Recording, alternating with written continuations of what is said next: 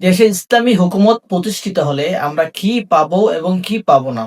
১ number, ইসলামী হুকুমত প্রতিষ্ঠিত হলে আমরা যা পাবো, ন্যায় বিচার, নেতা থেকে সাধারণ মানুষ পর্যন্ত সবাই একই আইনের অধীনে আসবে।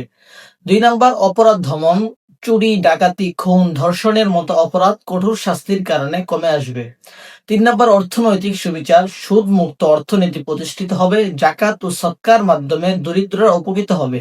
৪ নাম্বার, সমাজে শান্তি ও মর্যাদা, নারী পুরুষের ইজ্জত রক্ষা হবে, পরিবারের মধ্যে শান্তি আসবে।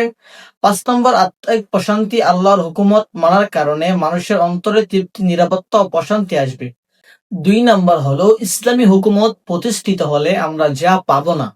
১ নাম্বার, দুর্নীতি ও স্বজনপ্রীতি, অন্যায় সুবিধা বা ক্ষমতার অপব্যবহার করা থাকবে না। ভিআইপি সুবিধা আইন ভেঙে ধনীরা পার পেয়ে যাবে, এমন বৈষম্য হবে না। ৩ নাম্বার, স্বৈরাচার ও অন্যায় শাসন, জনগণের উপর চাপিয়ে দেওয়া জুলুম ও অন্যায় আইন শেষ হবে। ৪ নাম্বার হলো অশান্তির কারণগুলো, মাদক, জুয়া, সুদ, পতিতাবৃত্তির মতো ধ্বংসাত্মক জিনিস থাকবে না।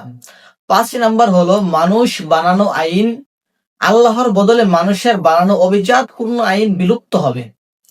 তাই আমরা স্পষ্ট দেখতে পাচ্ছি, ইসলামী হুকুমত প্রতিষ্ঠিত হলে সমাজে আসবে ন্যায়, শান্তি, নিরাপত্তা আর উন্নতি, আর দূর হবে দুর্নীতি, স্বৈরাচার ও অশান্তির সব উপাদান। আমাদের দায়িত্ব হলো নিজেদের জীবনকে ইসলাম অনুযায়ী সাজানো, সমাজের ন্যায় প্রতিষ্ঠার জন্য কাজ করা এবং আল্লাহর বিধানকে জীবনের প্রতিটি ক্ষেত্রে বাস্তবায়ন করার চেষ্টা করা। কারণ আল্লাহর আইনে আছে মুক্তি, শান্তি আর প্রকৃত স্বাধীনতা।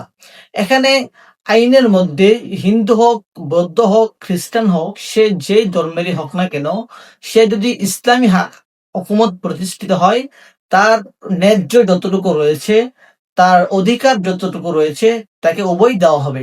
এজন্য আসুন আমরা একত্রিত হয়ে দেশে ইসলামী হুকুমত প্রতিষ্ঠা করার চেষ্টা করি।